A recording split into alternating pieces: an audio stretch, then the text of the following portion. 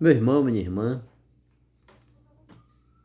que a paz do Divino Mestre Jesus continue a reinar em nossos corações. Nossa primeira leitura de hoje, continuamos no livro do Gênesis, capítulo 19, do 15 ao 29. E o nosso evangelho São Mateus, capítulo 8, do 23 ao 27. Permitam-me duas palavras sobre esta liturgia. Primeiro, o autor sagrado nesta peça, ele realça o contraste entre a hospitalidade de Abraão e a falta de hospitalidade dos habitantes de Sodoma. Lembremos um pouco, alguns dias atrás, né? Abraão está já quase ao pôr do sol. Após um dia de labuta, tem um significado muito grande esse ao pôr do sol, pelo amanhecer, ao sair do sol, tá? Mas não é o caso aqui, não é o que proponho-me nesse instante, né? Mas tem um significado muito grande. Então ele está lá quando aqueles três personagens aparecem e ele os acolhe de uma forma extraordinária e fazem-lhe a promessa do filho. Abraão reclama, né? Nesta idade estou para morrer e cadê a minha descendência? Então ali acontece a confirmação daquela promessa que não seria o seu servo Eliezer, nascido na sua casa, que herdaria os seus bens, mas aquele que sairia das suas entranhas. Aqueles três personagens, após aquela magnífica hospedagem, a bênção de Deus naquela casa, naquela família, eles partem para Sodoma, para medir, para ver. Deus diz: desci para ver, para conferir se isto é verdade. Este é um outro ponto fundamental, queridos, para ver se é verdade. Olha aqui o antropomorfismo da situação. Como se Deus precisasse... É uma linguagem extremamente humana que fala conosco, que fala das nossas obras, que fala das nossas atitudes. Ah, teve um choque ali de dois veículos, né? Chama a perícia, chama a polícia. Eles vêm ver quem foi o errado. Quem cometeu a infração para causar tudo isto? Por que este problema aconteceu? Quem foi o responsável por isso? Quem não cuidou desta ferramenta? Quem não lubrificou esta máquina? E por aí vai, queridos. Então Deus fala a Abraão: desci para ver o que é que está acontecendo, se é verdade. Lembremos dessa expressão lá no Êxodo mais tarde que surgirá, né? Deus desce, ele vê, ele ouve, ele desce para ver a humilhação do seu povo. Tenhamos isto em mente, queridos. Todos nós, a todo instante, somos escrutinados. Há uma lei, há alguma coisa que está descendo, que vem na nossa direção para ver como é que estamos andando. Ok? Então, enquanto Abraão acolhe aqueles 3 personagens, aqueles 3 forasteiros, de forma magnânima, né? Aquela coisa toda. Em Sodoma não acontece o mesmo. Os habitantes daquela cidade quiseram o quê? Humilhar, ridicularizar, possuir aqueles homens, aqueles hóspedes de Ló, no caso. Há muitos teólogos a dizer que a grande destruição de Sodoma, de Gomorra, daquela região, foi a acolhida. Ou melhor, a falta de acolhida.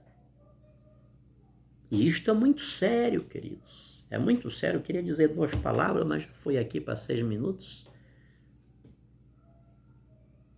Zaqueu, desce depressa. Quero entrar, quero pousar na tua casa. Eis que estou à porta e bato. Se alguém ouvir a minha voz e abrir a sua porta, entrarei em sua casa. Pensemos nisto. Estamos acolhendo a Deus? E Deus vem a nós de múltiplas formas. E às vezes ele vem a nós no nosso ir. É a gente que vai daqui para ali e encontra Deus ali, que de alguma forma bate na nossa porta, quer alguma coisa, e nós simplesmente nos fechamos, ignoramos, deixamos para lá. Pensemos nisto, queridos, pensemos nisto. É uma liturgia extremamente rico. Um outro ponto digno de nota é o parentesco de Ló com Abraão. É este parentesco que o salva. Graças a esse parentesco, Deus usa de uma grande misericórdia para com ele, permitindo que ele se refugiasse na pequena cidade de Zoar. E Deus ainda diz, lá eu não destruirei. O restante das cidades daquela região foram todas destruídas. Mas Zoar não será destruída. E eu não poderei executar o juízo enquanto lá não estiveres protegido. O parentesco, queridos. Temos algum parentesco com Deus? Os nossos parentes são os parentes de Deus? Os nossos amigos são os amigos de Deus? Isso é muito sério, que isso aqui é um retiro. Somente isto aqui.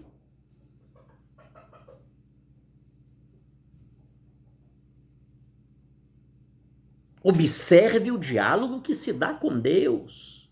Já na saída deles para Sodoma, Abraão disse, mas como que o juiz de toda a terra vai destruir? Se porventura tiver lá 50 justos, 45, 40, 30, 20, 10, destruirás o justo? Não. Se lá tiver 5, não destruirei.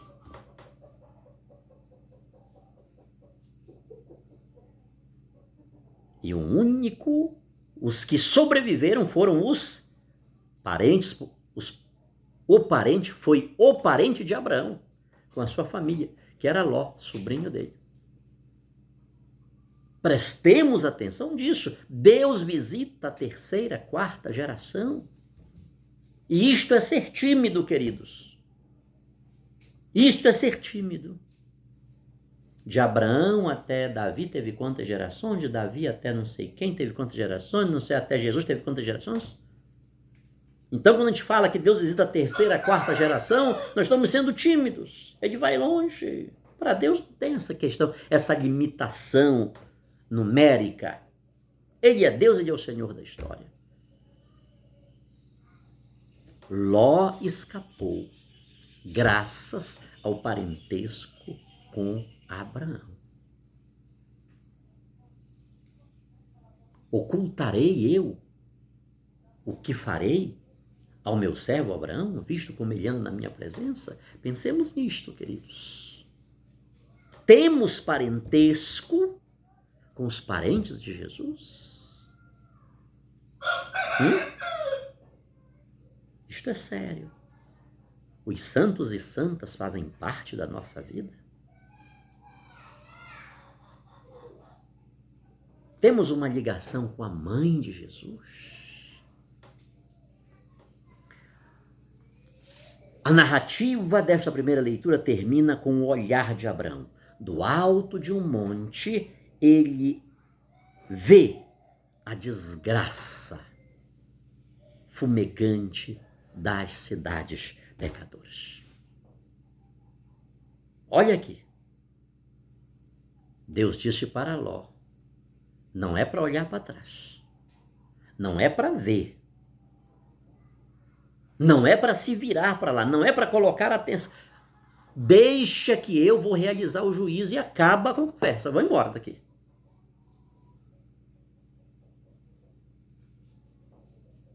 Deixe, eu vou resolver. Não é vocês, não. Não deixe que pelos vossos olhos entrem coisa para o coração, não. É eu que vou resolver. Sai dessa situação aqui. Estou te protegendo, estou te tirando daqui. Enquanto o imperativo estava sobre Ló e sua família, não olhem para trás, e a mulher de Ló, por olhar, ficou petrificada, Abrão, ele vê a destruição, a cidade destruída. Não é um olhar de quem critica, não é um olhar de condenação, de acusação. Está vendo o que acontece com quem não serve a Deus? Isto é sério, queridos. Lembra-se lá dos discípulos de Jesus? Senhor, queres que mandemos fogo para destruir esta cidade? É o nosso juízo sobre muitas pessoas. É isso que muitas e muitas vezes nos cerca, nos direciona. Nós queremos logo o juízo. Isso é muito sério, queridos. Isso é quaresma. Penitência, conversão, oração. Porque nós somos juízes dos servos alheios. Não temos misericórdia, somos impiedosos. Não é assim que Deus nos trata.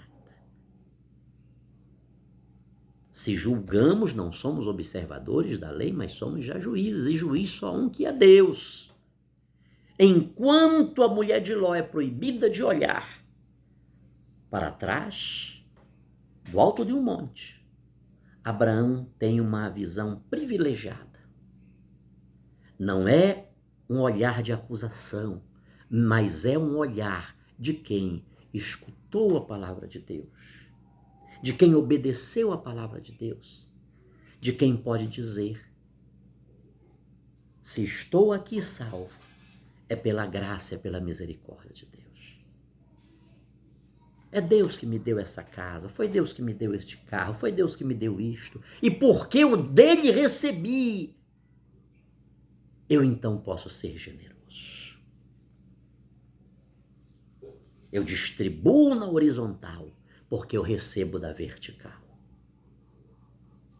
É um dizer obrigado, meu Deus. Abraão ensina-nos nesta peça a gratidão a Deus. Foi Deus quem me salvou. Foi Deus quem salvou meu sobrinho. Bem, se na primeira leitura tem fogo, na segunda tem água e muita água. Tem Jesus, no Evangelho, acalmando a tempestade. Mateus, ele não quer falar do evento em si, queridos, mas ele quer falar do seu significado. Mateus, no momento em que escreve este acontecimento, anos depois do acontecimento em si, ele está falando da barca da igreja, que está no meio das tempestades, dos turbilhões, dos furacões. Todavia, Jesus e seus discípulos estão nela.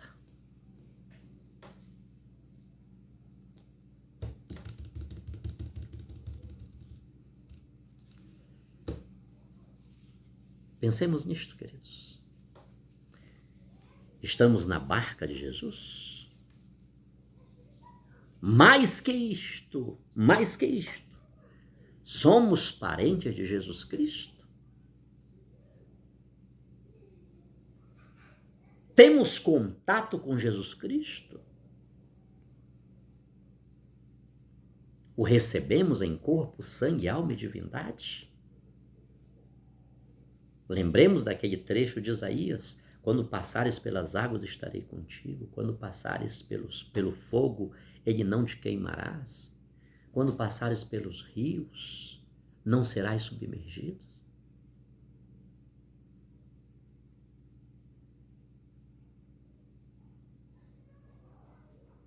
Isto é muito sério. Ló é parente de Abraão. Deus, por causa de Abraão, ele salva Ló. No caso aqui, quem está na barca com os discípulos é o próprio Deus. Os discípulos estão ligados a ele. É preciso segui-lo, é preciso, infinitamente mais que Abraão, precisamos nós de escutar a sua palavra, de segui-lo, de obedecê-lo, de praticar os seus ensinamentos. Muito mais que isto. Pensemos, raciocinemos. Deixe que o Espírito Santo fale ao seu coração, que as minhas palavras são insuficientes para satisfazer o coração dos ouvintes. O que servir, a gente pega para nós. Sobre todos nós, a bênção desse Deus Todo-Poderoso, a bênção do parentesco, a bênção da intimidade. Quem é a minha mãe, quem são os meus irmãos, as minhas irmãs? Aqueles que ouvem e praticam a palavra do meu Pai. Aqueles que fazem a vontade do Pai. Pensemos nisto, querido. Neste dia, escutarmos e fazermos a vontade do Pai como Maria Santíssima, que em tudo fez a vontade do Pai. É uma nova família, uma nova relação de intimidade e parentesco. Porque é essa relação que nos fará chegar a outra margem. É essa relação que nos fará atravessar a tempestade. No meio das águas, dos turbilhões, no meio do fogo, Ele estará comigo. Sobre todos nós, a bênção desse Deus Todo-Poderoso, que é Pai, Filho e Espírito Santo.